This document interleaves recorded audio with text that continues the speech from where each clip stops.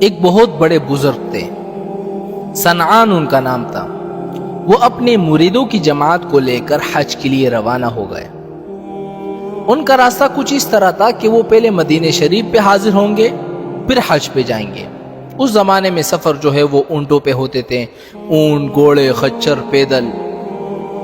تو اسی اثناء میں ایک مقام پر جب آئے تو راستے میں ایک بستی پر ان کا گزر ہوا۔ وہاں وہ سارے لوگ تک گئے تھے۔ انہوں نے کہا کہ ایک دو دن یہاں پر رک جاتے ہیں اور پھر اس کے بعد اپنا سفر شروع کریں گے۔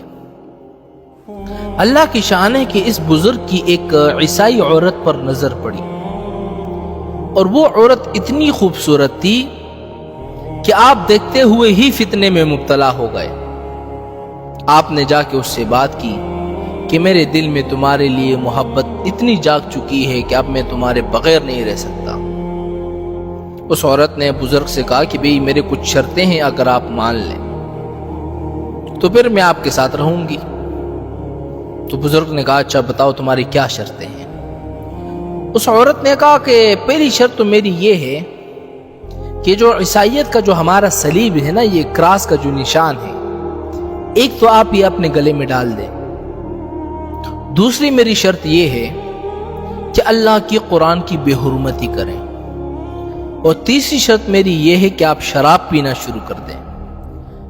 اور چوتھی شرط میری یہ ہے کہ جو یہ میرے جو خنزیر ہے نا، اس کو جنگل میں چرانے کے لیے لے جایا کریں۔ اور اس کی محبت میں اتنے اندھے ہو گئے تھے، اس لیے حضور نے فرمایا نا، ایاکم وفتنۃ النساء، خبردار عورتوں کے فتنے سے بچو۔ دنیا میں دو ہی فتنے ہیں، ایک دولت اور ایک عورت۔ لیکن میری ایک بات یاد رکھنا، جہاں دولت کام نہ کرے نا، وہاں عورت کام کر جاتی ہے۔ اللہ معاف کرے کہ اتنے بڑے بزرگ، ولی من الاولیاء، لیکن چاروں شرطیں قبول کر دی ایک عورت کے لیے۔ اس لیے یہ خیال نہ کریں کہ جی ہم تو عالم ہیں، ہم مولوی ہیں، ہم درس دیتے ہیں اور ہمارا درس لاکھوں لوگ سنتے ہیں، ایک منٹ سے بھی پہلے بندہ گمراہ ہو جائے، ایک منٹ سے بھی پہلے ساری ریاضت، ساری عبادت ختم ہو جاتی ہے جب تک اللہ راضی نہ ہو۔ اب جب مریدوں نے دیکھا کہ حضرت کا تو یہ حال ہو چکا ہے، تو انہوں نے اپنے بزرگ سے کہا کہ جی السلام علیکم، آج کے بعد ہمارا اور آپ کا کوئی تعلق نہیں، ہم جا رہے ہیں۔ بزرگ نے کہا کہ جاؤ جاؤ جاؤ، اب میں نہیں جاتا، میں تو یہیں رہوں گا۔ تو وہ بزرگ شراب بھی پیتے تھے اور جناب اس عورت کے خنزیر بھی چراتے تھے۔ صرف اتنا کیا کہ قرآن کی بے حرمتی نہیں کی، باقی جتنے اس کی جو شرطیں تھی نا، وہ ساری اس نے قبول کر دی۔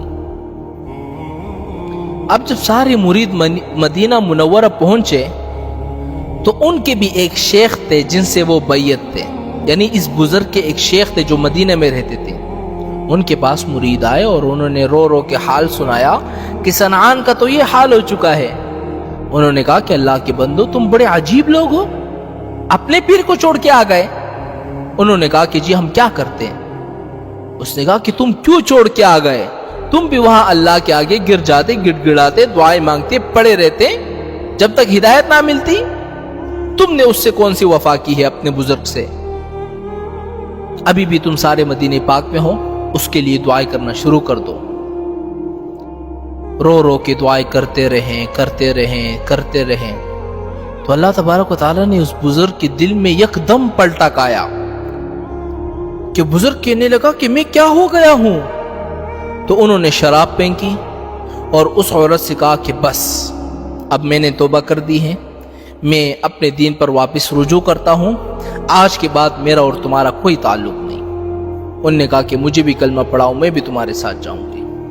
تو اس لیے علماء فرماتے ہیں نا کہ یہ نہ سمجھو کہ جی ہم مولوی ہیں اور ہم درس دیتے ہیں، ہمارا درس لاکھوں لوگ سنتے ہیں، ہم کوئی بڑے آدمی ہیں، ہم کسی سے نہیں ملیں گے۔ سامنے والا آدمی کون ہے؟ میرے بھائیوں، ہمیشہ یاد رکھو، ہدایت اور گمراہی اللہ کے ہاتھ میں ہے۔